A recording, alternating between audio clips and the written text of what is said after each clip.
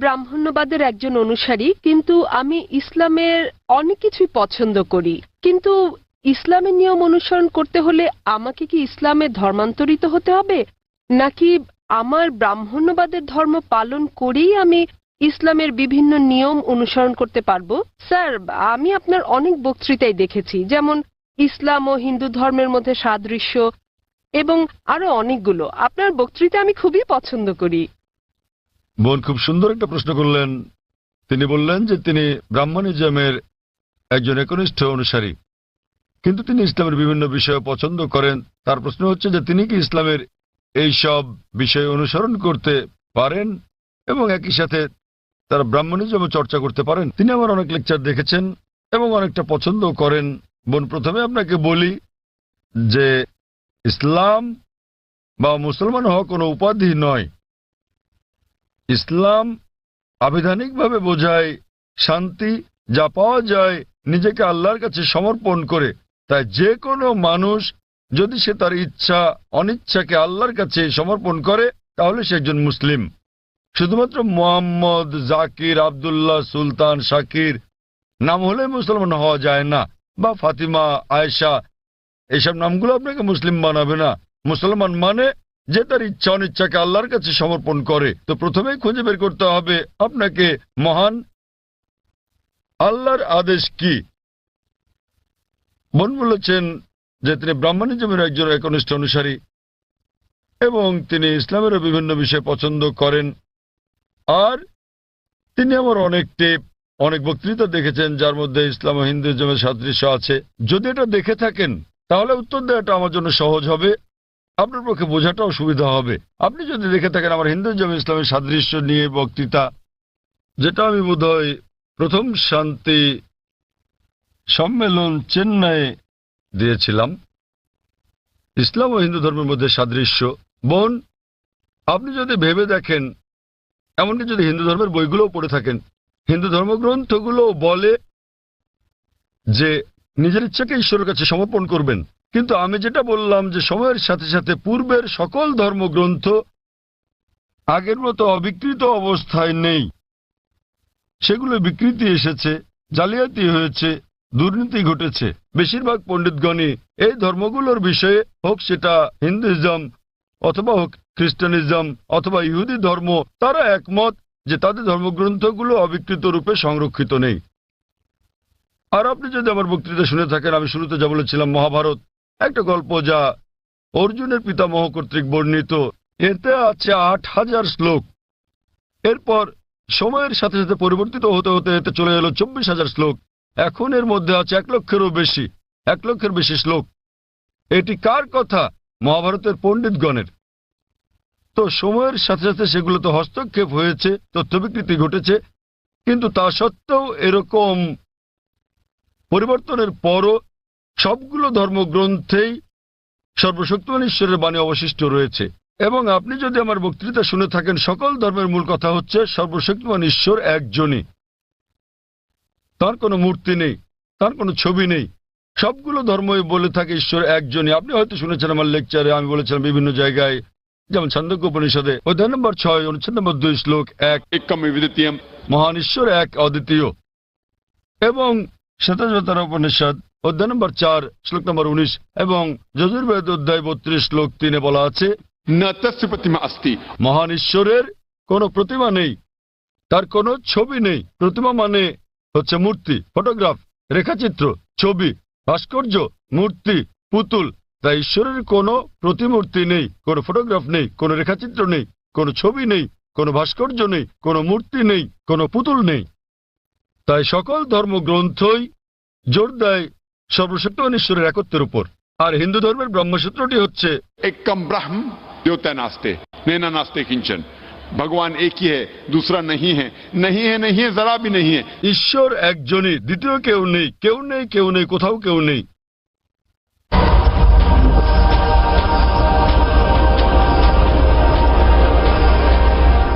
এবার আসি মূল প্রশ্নে, যা হলো একজন কট্টর ব্রাহ্মণ হয়েও আপনি ইসলামের শিক্ষা অনুসরণ করতে পারবেন কিনা। বোন, একজন সাধারণ ব্রাহ্মণের পক্ষে মুসলিম হওয়ার চেষ্টা করাটা কঠিন, কিন্তু যদি কঠোর ব্রাহ্মণ হয়ে থাকেন, বেদকে কঠোরভাবে মেনে চলেন, তাহলে আপনার ইচ্ছা অনিচ্ছা ঈশ্বরের কাছে সমর্পণ করতেই হবে।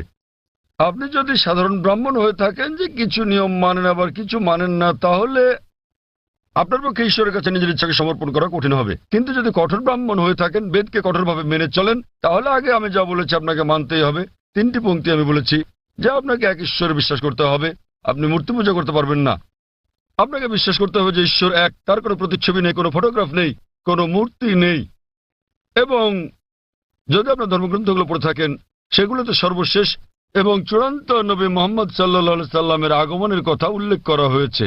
আর আপনি যদি আমার বক্তৃতা ইসলাম ও হিন্দু ধর্মের মধ্যে সাদৃশ্য আর হিন্দু ধর্মে মোহাম্মদ সাল্লাল্লাহু সাল্লাম এই দুটো দেখে থাকেন, আমি বিস্তারিত আলোচনা করেছি যে নবী মোহাম্মদ সাল্লাল্লাহু সাল্লামের কথা আপনাদের ধর্মগ্রন্থে আছে। তাই যদি আপনি খারাপ ব্রাহ্মণ হয়ে থাকেন, তাহলে আপনার এটা বিশ্বাস না করার কোনো সুযোগ নেই যে ঈশ্বর এক, তার কোনো চিত্র নেই, কোনো মূর্তি নেই। এবং আপনাকে এটা বিশ্বাস করতে হবে যে মহান ঈশ্বরের সর্বশেষ দূত, সর্বশেষ বার্তাবাহক কল্কি অবতার হচ্ছেন নবী মোহাম্মদ সাল্লাল্লাহু সাল্লাম। কিন্তু যখন আপনার ধর্মগ্রন্থ বলে যে আপনাকে কল্কি অবতার চূড়ান্ত দূতকে অনুসরণ করতে হবে, তো যখন আপনি এই দূত নবী মোহাম্মদ সাল্লাল্লাহু আলাইহি ওয়াসাল্লামের বাণীগুলো পড়বেন, তখন আপনি দেখবেন যে এই কথাগুলো আপনার ধর্মগ্রন্থগুলোতে যা লেখা আছে তার সাথে মিলে যাচ্ছে। আবার একই সাথে দেখবেন এটা আপনার ধর্মগ্রন্থের অনেক কথার বিরুদ্ধে যাচ্ছে। তো এখন আমরা মনে করি যে কোরআন সর্বশক্তিমান আল্লাহর শেষ ও চূড়ান্ত নির্দেশনা, যা নাজিল করা হয়েছিল সর্বশেষ ও চূড়ান্ত নবী মোহাম্মদ সাল্লাল্লাহু আলাইহি সাল্লামের উপরে। এই কোরআন হলো ফোরকান, এটা হলো ন্যায় এবং অন্যায়ের পার্থক্যকারী। তাই কোরআনের সাথে যা যা মিলে যায়, সেটা যদি বাইবেলে উল্লেখ থাকে অথবা থাকে বেদে অথবা মহাভারতে অথবা রামায়ণে, নিশ্চিতভাবে আপনি ধরে নিতে পারেন যে তা হয়েছে সর্বশক্তিমান ঈশ্বরের ইচ্ছা ও আদেশ অনুসারেই। যদি সেটা বিরুদ্ধে যায়, আপনাকে মানতে হবে যে এটা হচ্ছে সর্বশক্তিমান ঈশ্বরের ইচ্ছা ও আদেশের বিপরীত। তাই আপনি যদি একনিষ্ঠ ব্রাহ্মণ হন, ব্রাহ্মণিজম চর্চা করে থাকেন, আপনাকে এক ঈশ্বরে বিশ্বাস করতে হবে, মূর্তি পূজার বিরোধিতা করতে হবে। আর আপনি যদি আমার সেই বক্তৃতা ইসলাম ও হিন্দু ধর্মের সাদৃশ্য শুনে থাকেন, সেখানে যা বলা হয়েছে আপনি যদি কমপক্ষে ইনশাআল্লাহ এগুলো আপনাকে জান্নাতে নেওয়ার জন্য যথেষ্ট হবে ইনশাআল্লাহ। তাই আপনি যদি আমার বক্তৃতা ইসলাম ও হিন্দু ধর্মের মধ্যে সাদৃশ্য শুনে থাকেন, সর্বশক্তিমান ঈশ্বরের একত্ববাদ সম্বন্ধে, নবী মোহাম্মদ সাল্লাল্লাহু আলাইহি সাল্লাম সম্বন্ধে, কিভাবে সালাত আদায় করা যায়, মদ খাওয়া যাবে না, শুকরের মাংস খাওয়া যাবে না, যা কোরআনের সাথে সাথে আপনাদের ধর্মগ্রন্থ বলা আছে, আপনাদের বেদে শালীনতার বিষয়ে বলা আছে যে মহিলাদের নিজেদের আবৃত রাখা উচিত, যা কোরআনেও বলা আছে। তাই আমার সেই বক্তৃতায় যা যা আমি বলেছি, আরো অনেক বিষয় আছে, কিন্তু আপনি যদি শুধু এই বিষয়গুলো ভালোভাবে অনুসরণ করেন বোন, ইনশাল্লাহ ইনশাল্লাহ এগুলো আপনাকে এই পরীক্ষায় পাশ করিয়ে দেওয়ার জন্য যথেষ্ট। আপনি চাইলে আরো অনেক কিছু অনুসরণ করতে পারেন, কিন্তু কমপক্ষে এই বিষয়গুলো, এই প্রধান বিষয়গুলো যা আমি উল্লেখ করেছি, কিন্তু আপনার ধর্মগ্রন্থে যা বিতর্কিত, আপনার তা অনুসরণ করা উচিত নয়। কারণ আপনাদের পণ্ডিতগণই বলেন যে এটা সময়ের আবর্তনে পরিবর্তিত হয়ে গেছে। আমাদের বুঝতে হবে যে এই বিষয়গুলো হচ্ছে তথ্য বিকৃতি, হস্তক্ষেপিত, সত্যের অতিরঞ্জন। তাই মিলগুলো শুধু অনুসরণ করেন, ইনশাল্লাহ ইনশাল্লাহ আপনি একজন ভালো ব্রাহ্মণ হতে পারবেন। আপনি নিজ ধর্মগ্রন্থের অনুশাসন মেনে চলেন, যা ফুরকান এবং কোরআনের সাথে মিলে যায়, এবং ইনশাল্লাহ একজন নিয়মনিষ্ঠ মুসলমানও হতে পারেন। তো আশা করি ইনশাল্লাহ যে সর্বশক্তিমান আল্লাহ আপনাকে হৃদায়ত দান করুন। বোন, আপনি কি বিশ্বাস করেন ইসলাম ও হিন্দু ধর্মের সাদৃশ্য নিয়ে আমি আলোচনায় যে কথাগুলো বলেছিলাম? হ্যাঁ স্যার, পুরোপুরি। বোন, আমার লেকচারের কথাগুলোর সঙ্গে আপনি একমত? জি স্যার।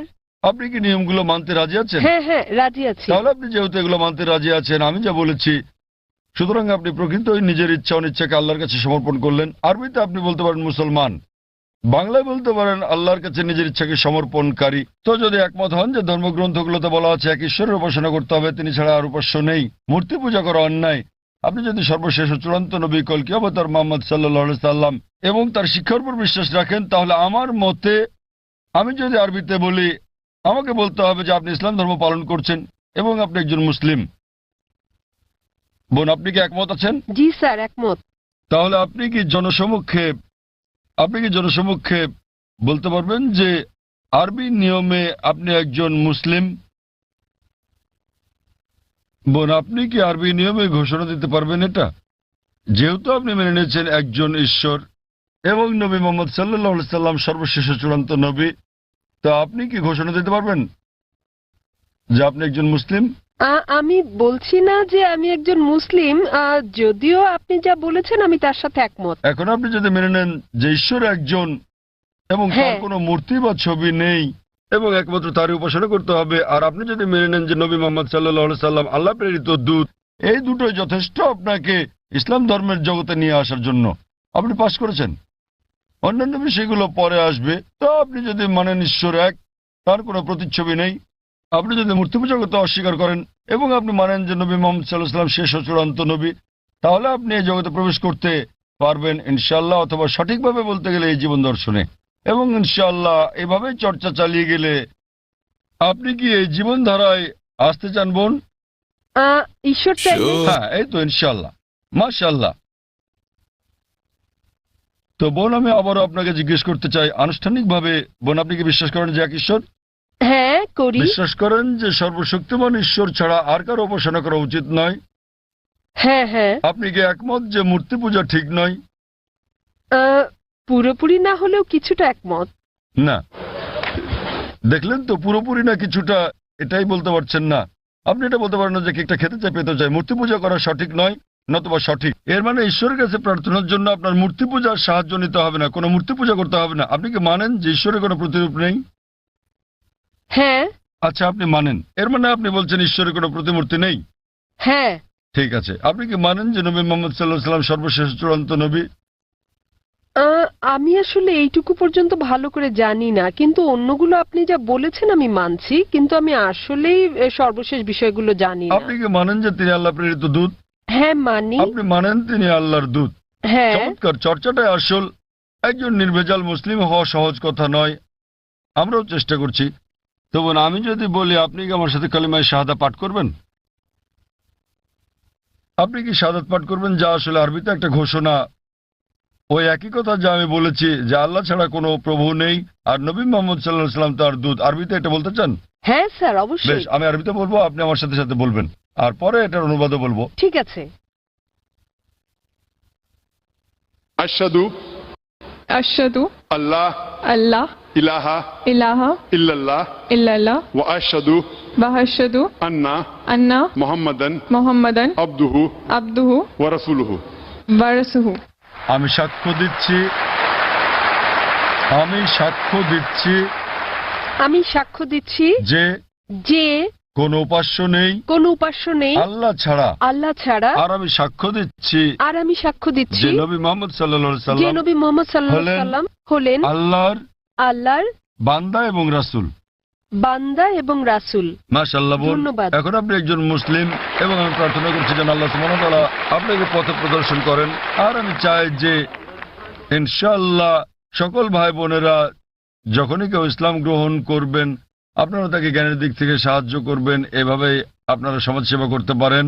বোন, আপনার কাছে একটা অনুরোধ আমার, যে ইনশাআল্লাহ আপনি কোরআন অনুবাদ সহ পড়বেন, এমনকি যদি আগেও পড়ে থাকেন তবুও, এবং নির্দেশনাগুলো মেনে চলবেন, এবং ইনশাআল্লাহ আপনি তখন আল্লাহর কাছে নিজের ইচ্ছা সমর্পণকারী একজন নিষ্ঠাবান মানুষ হতে পারবেন। আর আমাদের জন্য দোয়া করবেন বোন।